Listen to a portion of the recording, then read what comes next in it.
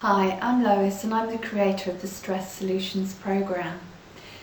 If you're like many people and feel that sometimes your life's out of balance and things just don't flow as well as they should do, then I'm hoping that you'll find the information in this video useful.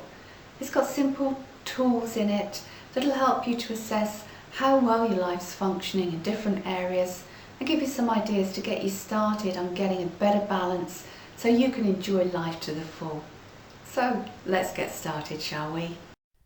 Have you got your life balance right? Have you got the time and the energy to do everything that you want to do for the people who are important to you? If not, then this is going to be a good opportunity for us to look at what is going on in your life and begin to make changes. Sometimes we know that things are just not right, and we say, I really should try and lose weight, or I must get a new job. I ought to start doing an exercise class, and yet somehow never get around to it. Because none of these statements indicate that a firm decision has been made and a commitment to take action. Until you make a decision and you commit to taking action, then I can guarantee that nothing will change. So, unless you want to end your days regretting all the things that you felt you should, you must, you really ought to do, then now is the time to take action.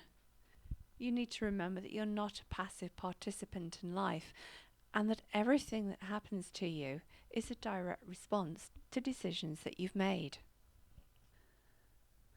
But where do you start?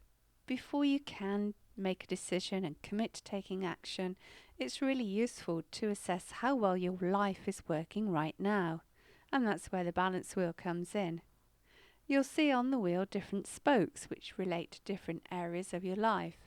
And the 0 in the middle indicates things being just about as bad as they could be, whereas a 10 is that perfect score where your life is functioning really well in that area.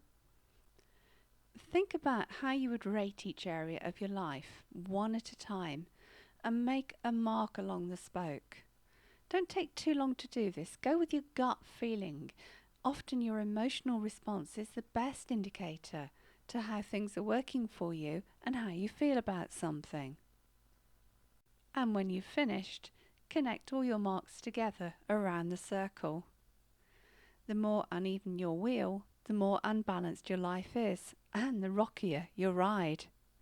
So now it's time to do something with the information that you've got.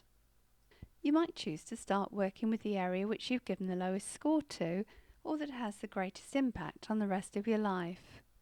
Bearing in mind that 0 is as bad as it can be, and 10 is as good as it can be, ask yourself why you've given that mark for this particular area of your life. So bearing in mind what you've just written down, you can ask yourself, what would my life be like in this area if I were able to give it a mark of 10? Then ask, what changes do I need to make in order to get it to a 10?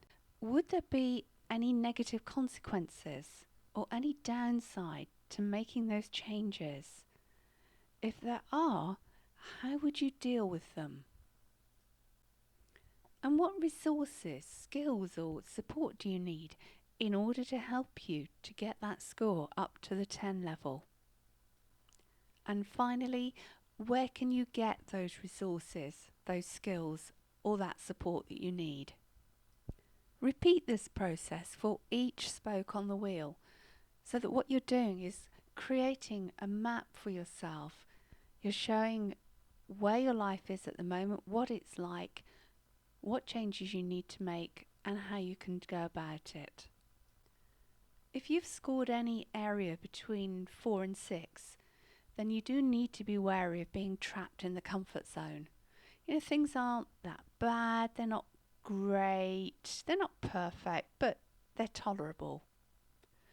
If you've placed any score in the comfort zone and the idea of enjoying the benefits of being able to score it as a 10 isn't inspiring you to make an action plan, then ask yourself, what will you experience in a year or two's time if you continue as you are? And what would it be like if your score for this area slipped down to a 1 or a 2? I want you to create a really vivid picture in your mind of just how bad things could get if you don't make changes, and see if that motivates you. It's interesting that people will often do more to avoid pain than achieve pleasure, so use this principle to galvanize you into action. Take time now to look at each area of your life and create an action plan for how you're going to make your changes. If the change just seems way too much, the difference between where you are now and where you want to be seems too huge, then chunk your actions down into small bite-sized pieces, remembering that each step along the way is going to boost your confidence and take you nearer to where you want to be. So now you've got your blueprint, you've decided where you'll start, it's time to take action. And well done, this is the first step to achieving the life that you want. But before we move on, I want you to make a firm commitment to taking some action tomorrow, or better still today, to achieve one of your goals. Make sure it's achievable, and above all, do it. And as you start working towards achieving these goals and improving your scores, it's time to monitor your thoughts and to make sure that you don't self-sabotage. It's critically important now for you to start thinking of yourself as having already achieved all of the changes that you want to make in your life. So if you want to be super fit, then imagine yourself with a fit body and how that would feel. Keep imagining yourself doing all the activities that will make you fit and enjoying them. Keep your thoughts positive and remember, celebrate your successes. And that's really all there is to it.